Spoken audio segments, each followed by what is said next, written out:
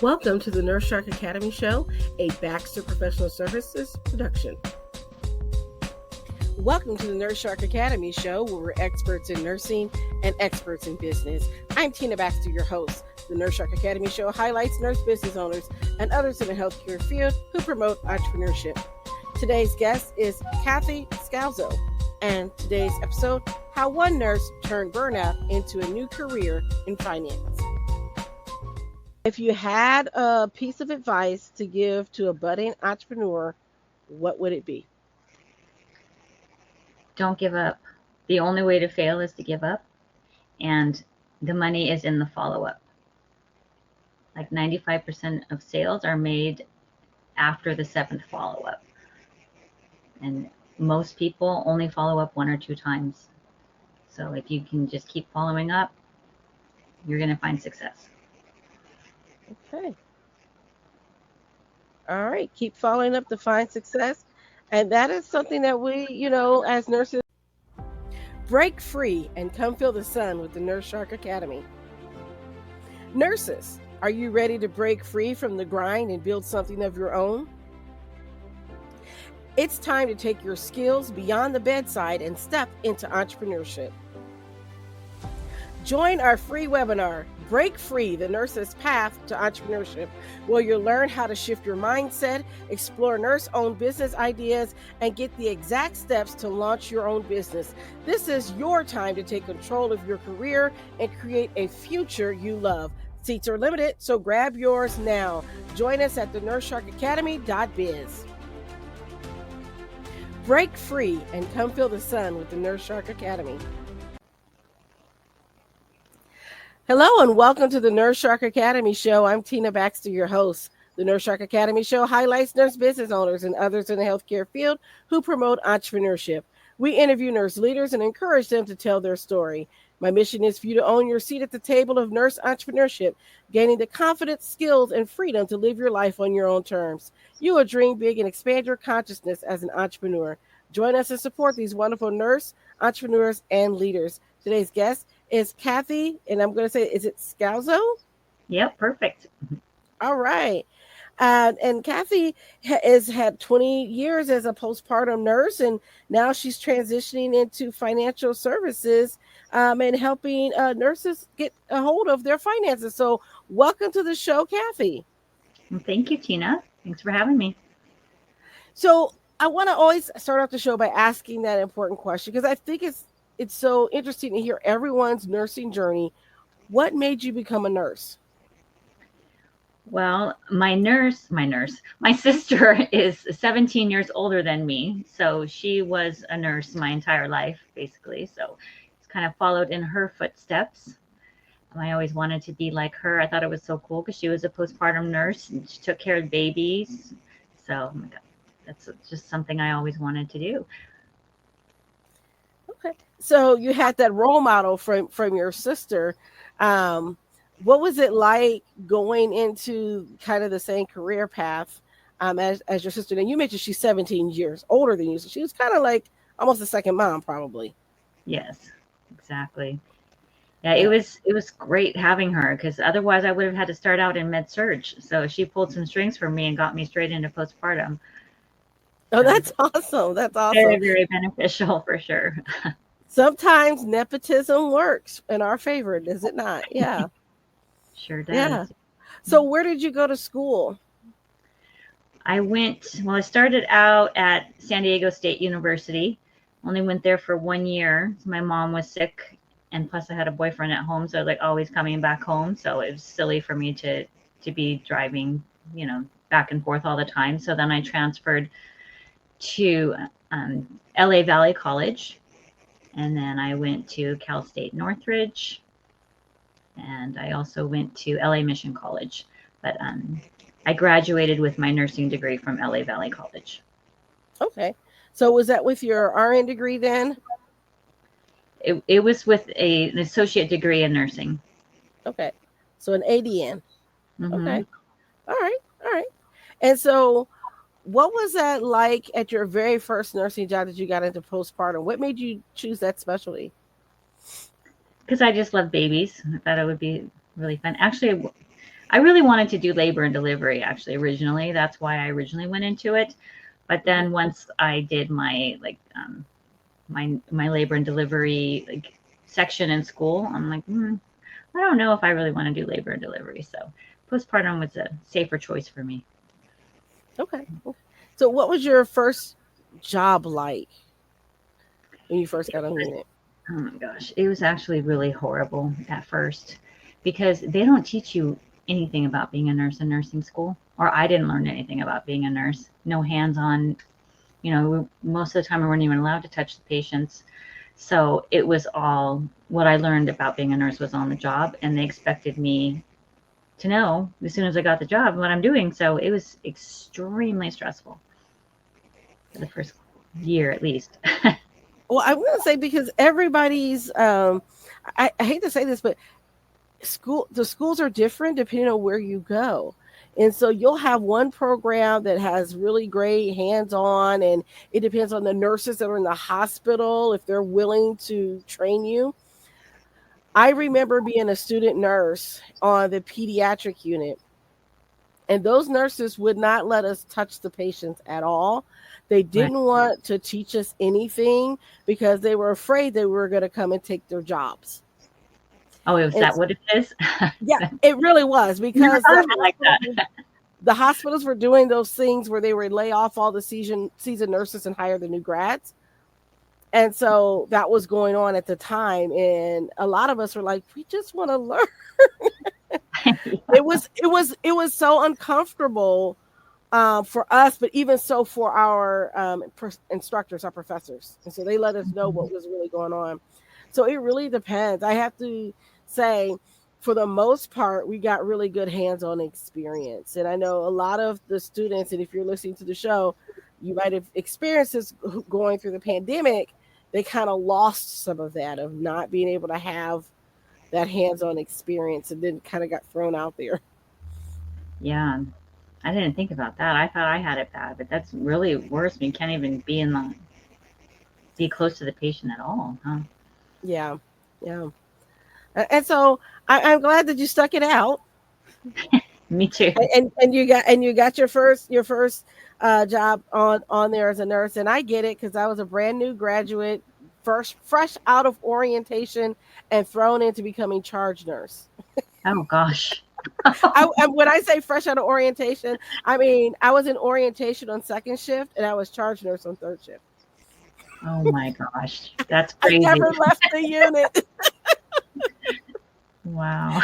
and instantly became charge nurse because I was the RN. Hmm. So Yeah, you were responsible for everybody when you didn't even probably know what you were doing. exactly. I had two admissions. Wow. Yeah, with no unit secretary Oh my gosh. and Good a times, very huh? a very crippled nursing assistant that could barely walk Oh no. because she had really bad knees. Yeah. Oh gosh. Wow. So I always say that, when you get those baptisms by fire, I think it's great that you did stick it out and continued your nursing career. So what other things have you done? Because you said you were in postpartum for 20 years. Were you 20 years at the same hospital? I was 15 years at the same hospital. That was a long time because I like the first few years were good, but then sometimes it's good, sometimes it's bad, right?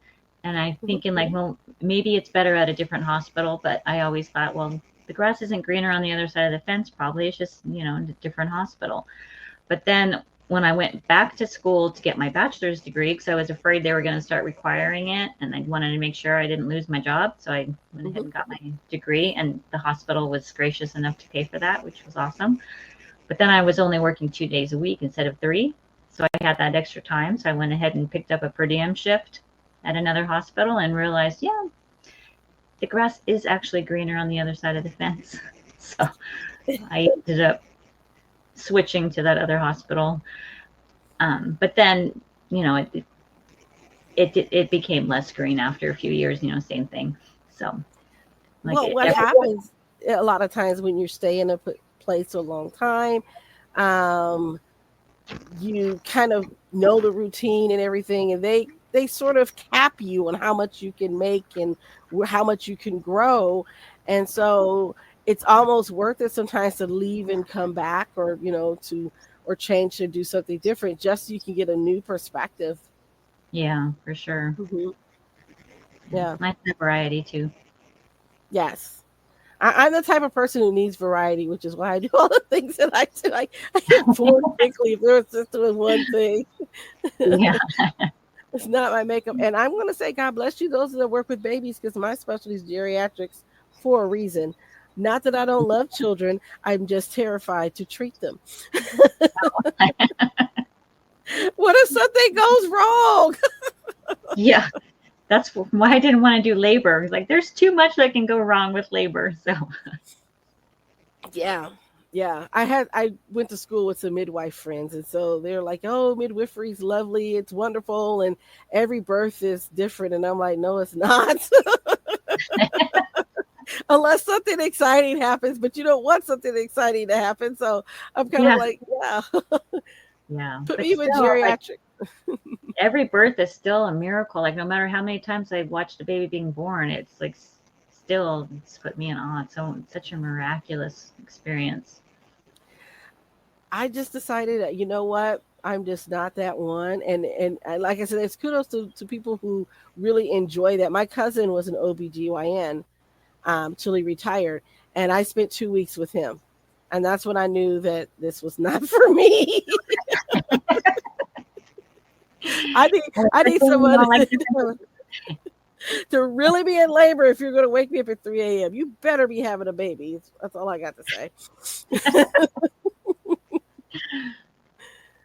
But it's good to have those experiences. So, you mentioned working and going to get your bachelor's degree. Anything else that you did to help further your career? Because sometimes we have students who are listening, and they're maybe new or in their first couple of years. And so, what was it like throughout the years? What made you decide to stick with what you were doing? And was it just the love of the job? What were the things that you looked for that kept you there? Well, I just couldn't imagine doing any other kind of nursing because, like, what's better than taking care of little babies? I mean, there's so many different opportunities for nurses, but I didn't know of anything that was better than that. So that's why I stuck it out where I was. Yeah, yeah. And sometimes you feel that that's your place to be. Like, I love working with people with mental illness. So I gravitated to older adults, gravitated to people with dementia, gravitated to people with schizophrenia. And I always just joke and say, yeah, those are my peeps, And it's not for everyone. It's not for everyone. Mhm. Mhm. Yeah. Yeah, And I had so, often thought about doing mental health. In the beginning, like when I had to do my rotation for school, I was scared to death. Like, I don't want to work with these patients. But when I did, like, wow, it was actually a lot of fun. So I thought maybe that might be a route to take, but mhm. I Well, opted not. if you're working in postpartum, you had to do a little bit of mental health in there. Oh, well, yeah, for sure. You get a little bit of everything. Hmm.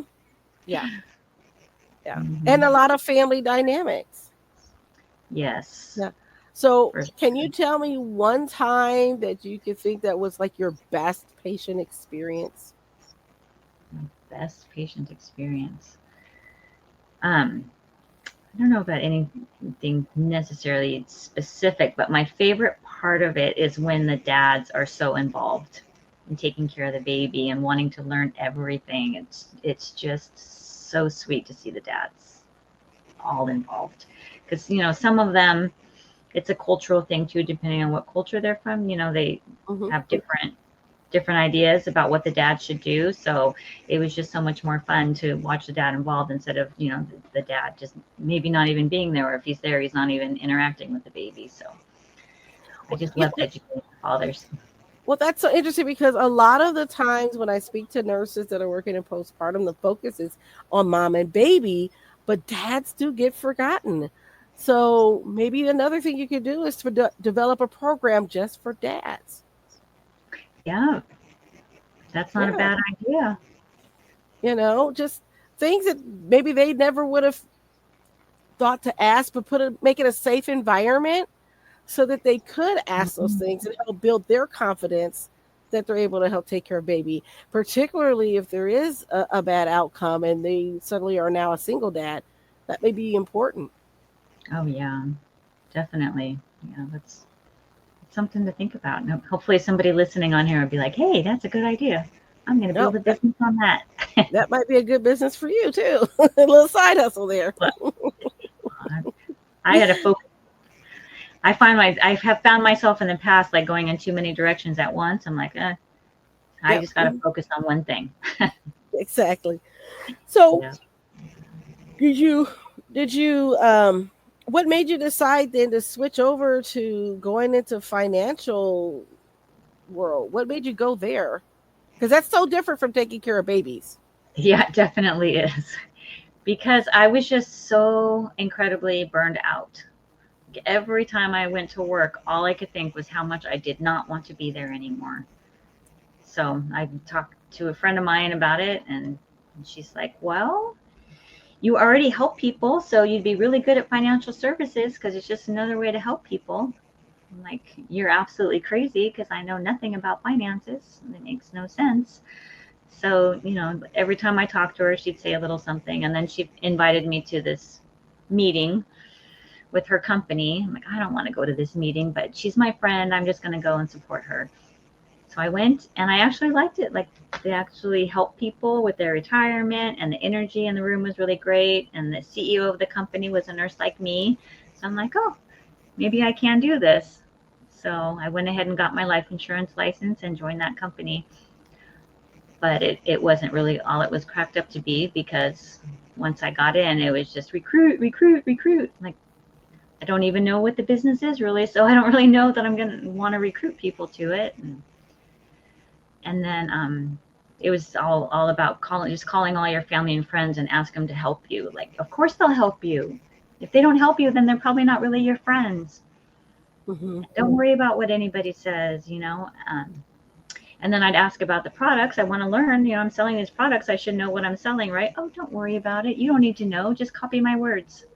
Like, I'm dealing with people's money, especially their retirement. I think I need to know what I'm doing. So I'm like, forget it. This business is definitely not for me.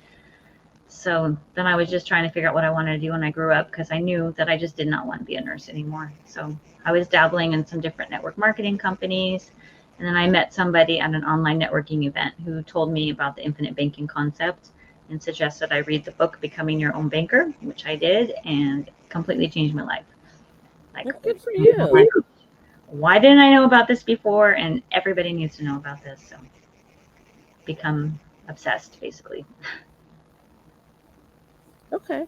And so you started out, because this is important, because a lot of entrepreneurs may start out in a network marketing company or in some sort of new venture, and they're very excited about it. But then, kind of, when you start getting into the weeds of it, it doesn't become as fun anymore.